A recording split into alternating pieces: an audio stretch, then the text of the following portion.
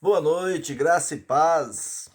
Seguindo nossa série de da pregação aos Gálatas, seria a igreja uma espécie de camisa de forças com regras, leis, mandamentos para que Deus nos aceite ou que precisamos obedecer para que sejamos pessoas assim mais abençoadas? Afinal de contas, qual é o propósito dos mandamentos? Para que servem as leis que estão na Bíblia? É sobre isso que nós vamos discorrer essa noite, neste domingo, do capítulo 3, verso 15 ao 25, a carta aos Gálatas, né? Então, boa noite, sejam todos bem-vindos nesse momento aqui. Obrigado por me receber em suas casas, para que juntos possamos aprender um pouco mais com o apóstolo Paulo nessa série de pregações de Paulo aos Gálatas. Se alguém quiser assistir os vídeos anteriores, pode falar comigo ou acesse o canal da igreja. Isso vai ser muito importante para que você entenda sempre o contexto. Gostaria que vocês estivessem em casa agora, lendo esses versículos. Eu não quero ler os versículos para não ficar muito comprido. Eu tenho pouco tempo aqui para usar e eu tenho que falar rápido, né? Para não ficar muito comprido. Então hoje nós vamos meditar no capítulo 3, versos 15 ao 25. Depois que nós falamos bastante sobre a salvação pela graça, que a nossa salvação, a nossa aceitação por Deus não depende do que nós fazemos, mas sim exclusivamente da graça, da obra de Jesus na cruz do Calvário, e o que Deus já nos aceita, assim. Então surge a pergunta: para que serve a lei? Qual é o propósito da lei? Paulo chega nesse ponto, Paulo chega assim ao ponto em que seus leitores perguntariam: então quer dizer que já que fui perdoado, já que todos os meus pecados foram perdoados ali na cruz do Calvário, se a minha salvação, a minha aceitação é obra assim de Jesus na cruz, é uma obra assim totalmente gratuita, se a minha aceitação por Jesus foi ali na obra na cruz, Deus já me ama, Deus já me aceita como eu estou e não depende do que eu faço. Isso significa então que eu não preciso mais das leis, não preciso mais dos mandamentos. É isso que significa. Isso significa que eu posso viver do jeito que eu quiser. O apóstolo Paulo então começa a explicar o propósito da lei. E a partir do verso 15, Paulo começa usando um exemplo muito prático da vida cotidiana. É muito interessante. Ele pega um exemplo de um testamento. Ele diz que depois de um testamento é ratificado, nada pode ser acrescentado, nada pode ser alterado. Utilizando o exemplo nos dias de hoje, se um fazendeiro muito rico, que tenha 2 filhos, e um filho fica muito bem sucedido na vida e o outro fica pobre. Aí, passado um tempo, esse fazendeiro pega e faz um testamento e deixa tudo o que ele tem para o filho pobre, já que o outro está bem sucedido, está rico. E passa mais um tempo, esse fazendeiro vem a morrer. E esse filho, que era muito rico, perde tudo desesperadamente. Numa situação inusitada, ele perde tudo. Esse filho que perdeu tudo, ele não pode assim, como que eu posso dizer assim, ele não pode fazer nada, nada que ele possa fazer para conseguir aquela herança que o pai deixou para o outro. O testamento já foi autenticado, já foi registrado no cartório e nada pode mudar. Então Paulo usa esse exemplo, essa promessa que Deus fez a Abraão, 430 anos. Então é interessante, 430 anos antes da lei, é um testamento e nada pode mudar o testamento que Deus fez, que Deus deu a Abraão. E depois de Abraão, Deus deu a lei a Moisés. Então isso significa que agora nós precisamos obedecer a lei e não a promessa que Deus fez a Abraão. Agora nós precisamos guardar os mandamentos para que Deus nos aceite. Paulo está dizendo que quando nós fazemos isso, É como se nós estivéssemos anulando o que Deus fez, o que Deus já deu lá com Abraão, muito antes da lei. Então o que vale na verdade é a promessa que Deus fez a Abraão, a salvação, a justificação pela fé e não pelas obras da lei. E isso é um exemplo incrível que Paulo usa. Ele está dizendo que a lei que veio para Moisés, ela não anula, ela não muda o testamento que Deus já deu a Abraão. O que Paulo está dizendo é que a lei enviada por Moisés, ela tem um outro propósito, que não é salvação, porque a salvação já é uma promessa dada a Abraão. A salvação é pela fé, é pela graça. Ela tem um outro propósito. A lei, quer dizer, tem um outro propósito. Se a lei de Moisés servisse para a salvação, isso anularia a graça de Deus. Paulo diz então que a lei foi acrescentada por causa das nossas transgressões. Então essa lei ela foi acrescentada por causa dos nossos pecados. A lei não foi para trazer salvação, mas sim para mostrar o quão pecador eu sou. Que o principal propósito dela é mostrar o quanto nós somos pecadores, o quanto nós estamos alienados de Deus e que nós não temos condições de sermos justos ou de obedecer completamente os mandamentos com as nossas próprias forças. E Paulo vai dizer que ainda que as escrituras, que elas servem para mostrar que todos nós, eu e você, estamos escravizados pelo poder do pecado. Estávamos, melhor dizendo, né?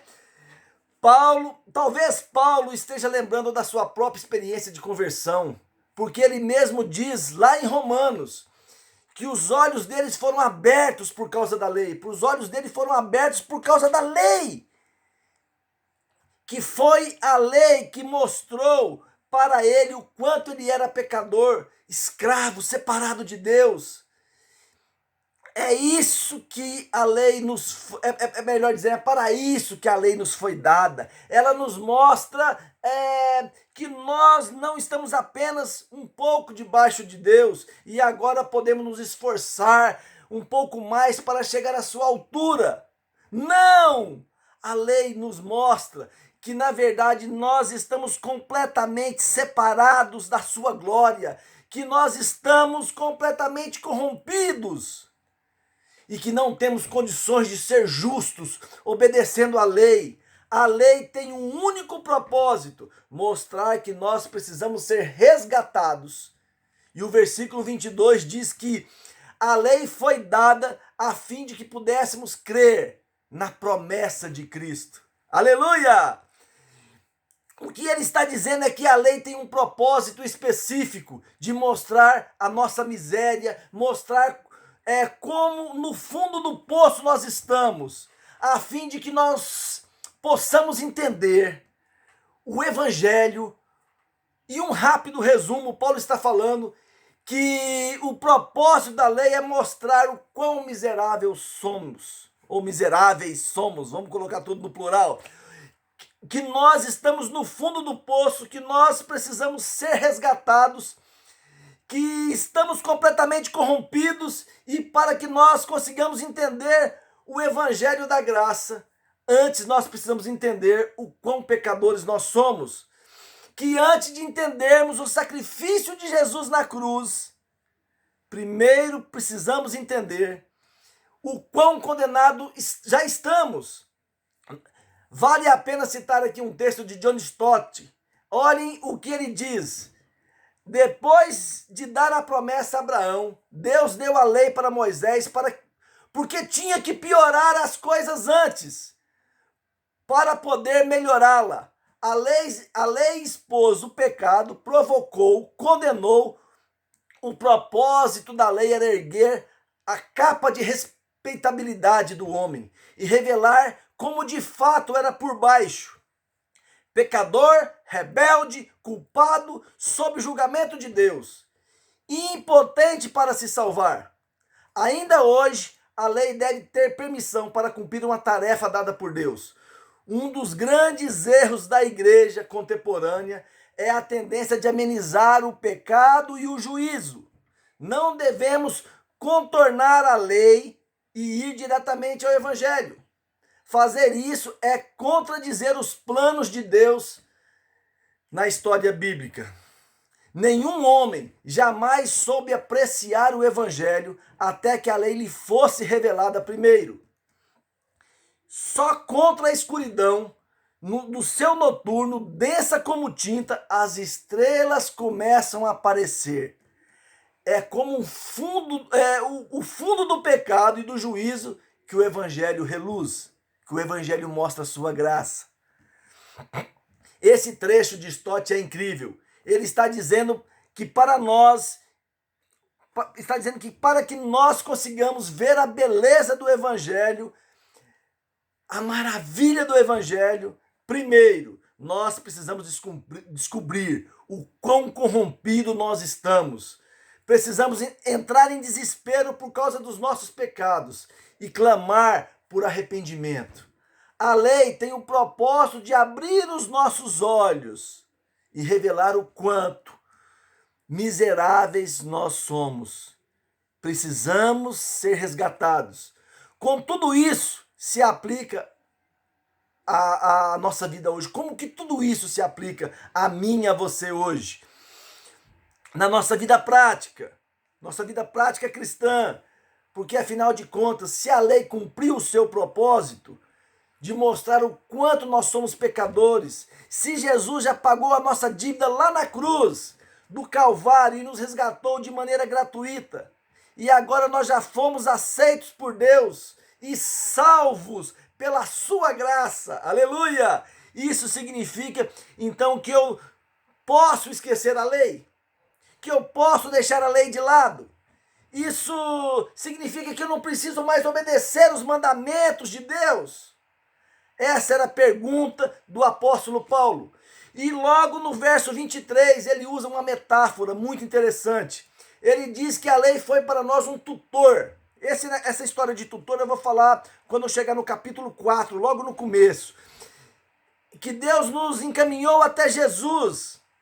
Porque na época, amados, as crianças precisavam ficar debaixo da tutela de um tutor até que ela atingisse a maioridade. Enquanto ela era criança, ela precisava obedecer todas as leis, seguir todas as regras, aprender tudo o que ela podia aprender até que chegasse à maturidade e ela tivesse condições de ter a liberdade de viver por conta própria. Paulo está dizendo que a lei, os mandamentos, eles são para nós como um tutor.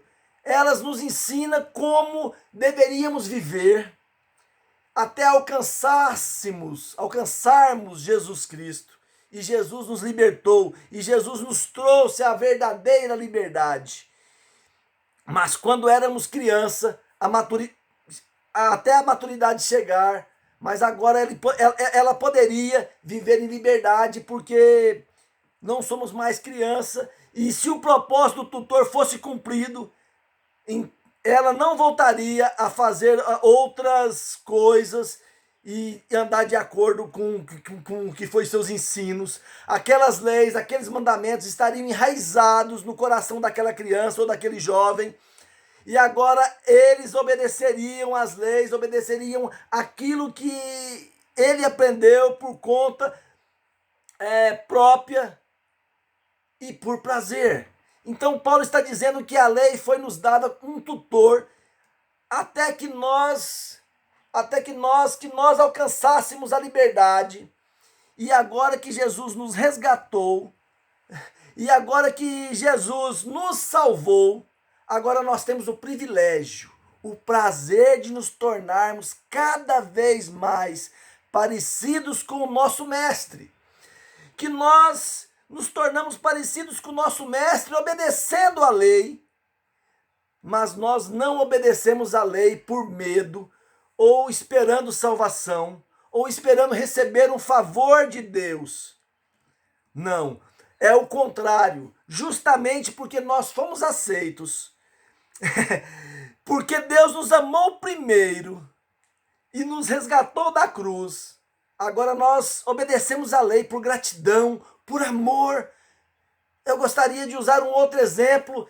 Imagine se você tivesse condições de dar um restaurante para a pessoa mais rica do mundo.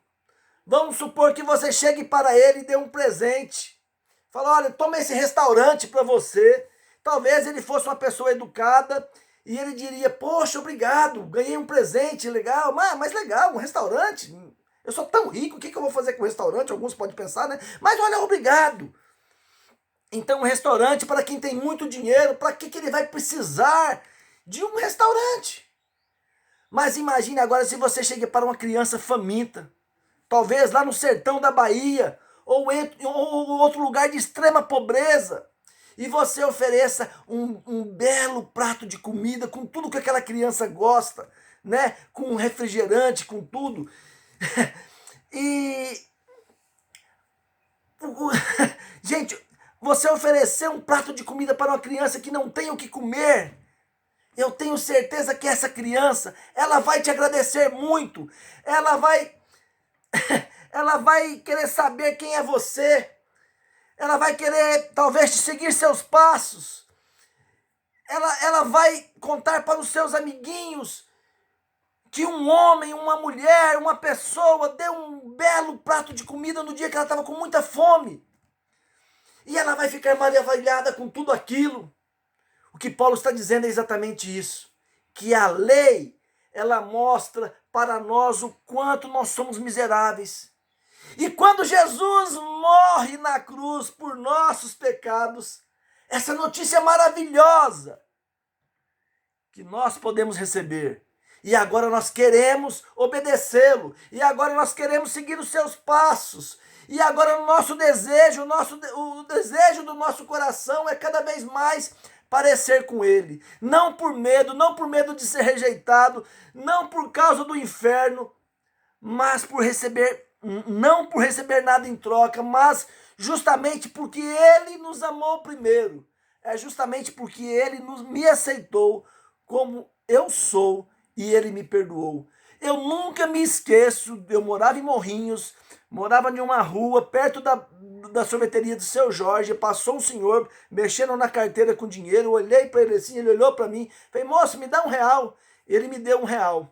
E foi tanta alegria que eu corri lá no Seu Jorge para comprar picolé. Perdão, não foi R$1, foi um cruzeiro. Quando eu era criança era cruzeiro. E eu nunca esqueci disso, nunca esqueci daquela atitude. Só para a gente entender, voltando, fechando aspas, essa notícia é tão maravilhosa que agora eu tenho o desejo de me parecer com ele. E eu me pareço com Jesus obedecendo às leis. Eu sempre, quando eu estou com algum dinheiro trocado, eu dou para a criança. Ela vai comprar picolé, vai comprar o que é, porque aquilo me trouxe alegria e eu quero... Entendeu? Eu espero que vocês entendam.